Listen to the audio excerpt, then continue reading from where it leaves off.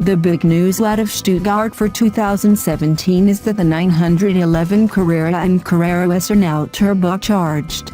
That's right, turbos aren't just for 911 turbos anymore. Both the Carrera and the Carrera S get two turbochargers hitched to a 3.0-liter flat six that is smaller in displacement than last year's naturally aspirated engines. Buying a Porsche turbo is now easier but not easy. You'll still have to get over the Carrera's $90,395 point of entry. Turbocharged 911s have existed for 40 years, but putting a turbo in a regular 911 is met with suspicion among fans of the crisp response of Porsche's naturally aspirated engines. Turbos are for turbos, they'll chant. Confusion will follow. Chaos will reign. So, what's the big deal about turbos? After all, turbos gave the Porsche 959 superpowers, put the Lotus Esprit in Bond movies, and made the Buick GNX a blue-collar dream machine. Turbos are magical little snail shells of power, but they imbue engines with a different feel than naturally aspirated engines. Turbos need to build pressure to provide power, and consequently there can be a bit of a wait for full thrust. Old 911 turbos really made you wait, and then they hit with the subtlety of a 3-wood. But Porsche has been battling turbo lag and working to smooth out the hit longer than just about anyone else. Perhaps that's why the 3.0-liter twin-turbo engines in the new 911 Carrera and Carrera S are not only stronger than the larger, now turbocharged engines they replace, but nearly as responsive. The turbochargers make a big difference in the base Carrera. Here, the turbocharged 6 makes 370 horsepower at 6,500 revolutions per minute, 20 more than before, and 331 lb-ft of torque, 44 more, from 1,700 to 5,000 revolutions per minute. The turbo engine has mid-range that the previous 3.4-liter never had. That engine required big revs to provide meaningful thrust, producing just 243 lb-ft of torque at 3,000 revolutions per minute compared with the 331 lb-ft that the turbo makes at the same engine speed. It's a massive difference. The old engine didn't wake up until the hatch needle swung past 4,000 revolutions per minute, and peak torque didn't arrive until 5,600 revolutions per minute. The turbochargers bring the power much earlier in the rev range, but at low RPM there is a brief spool up before the power arrives. It's not a big delay, just a minor calm before the storm. The push comes quickly and it's a much harder shove than delivered by the old naturally aspirated engines. In lower gears, the engine pulls easily from idle and makes strong boost by 2,000 revolutions per minute. By 3,000 revolutions per minute, it's a mad dash to the red line, and there's no detectable lag, just thrust. Lug it in 6th or 7th and the boost takes more time to arrive, but we don't recall the naturally aspirated engines pulling with any gusto from low RPM in high gears. Porsche claims 0 to 60 mph times of 4.4 seconds for the 7-speed manual, 4.2 seconds for the PDK automatic, and 4.0 seconds for the PDK automatic with the optional Sport Chrono package and its launch control function. Those numbers are 2/10 quicker than Porsche's claims for last year's Carrera. In our hands, we hit 60 in 4.2 seconds in the old 3.4-liter manual Carrera. We expect to beat Porsche's numbers by a tenth or two. So, that means that the base 911 Carrera might break into the 3-second range. We're certain that the 420 HP Carrera S, $104,395, will break into the 3-second range.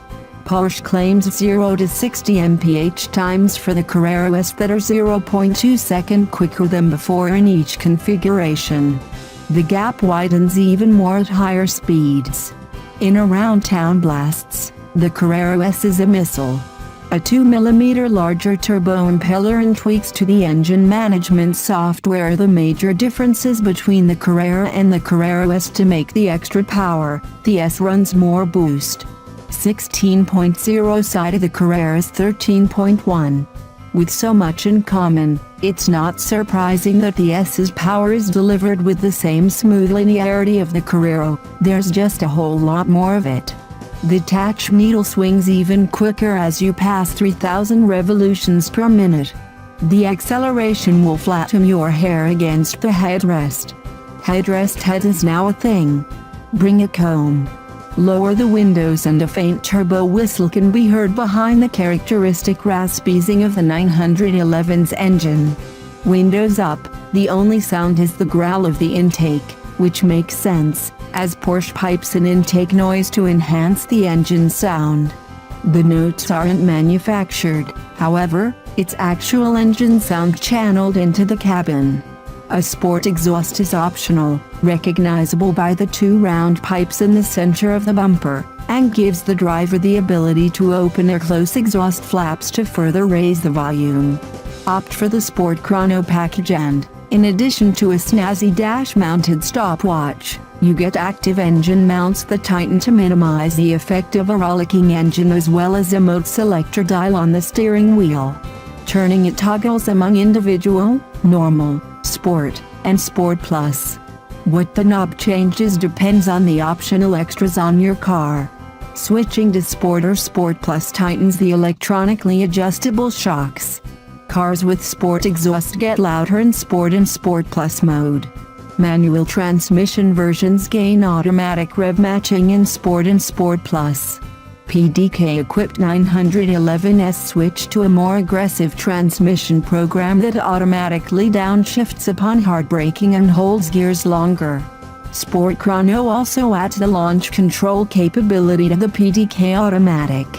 Sport and Sport Plus modes make the engine slightly more reactive by priming the pump through changes in camshaft phasing and retarding the ignition timing. The effect is more exhaust gas blowing over the turbine before boost is called for, which reduces turbo lag.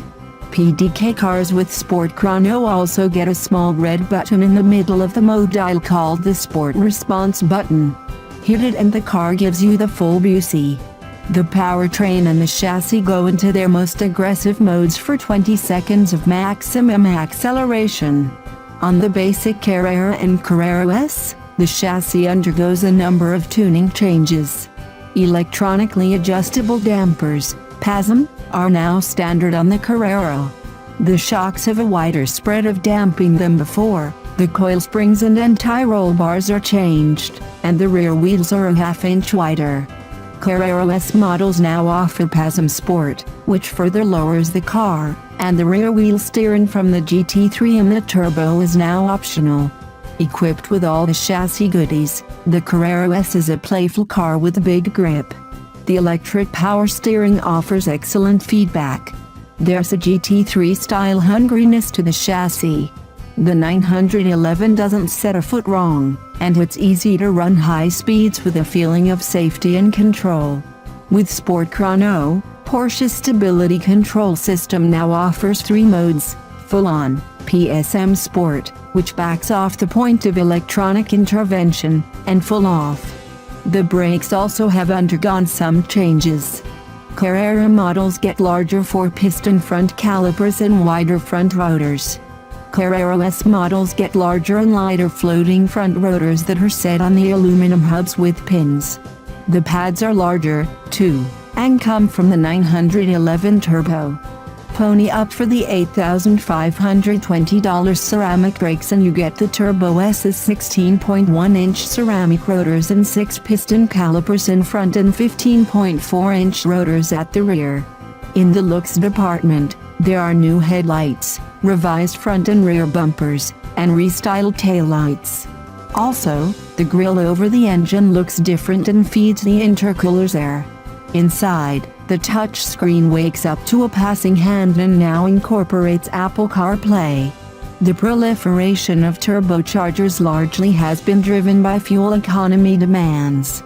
Turbos aren't the performance symbols they once were, They were now tied to efficiency.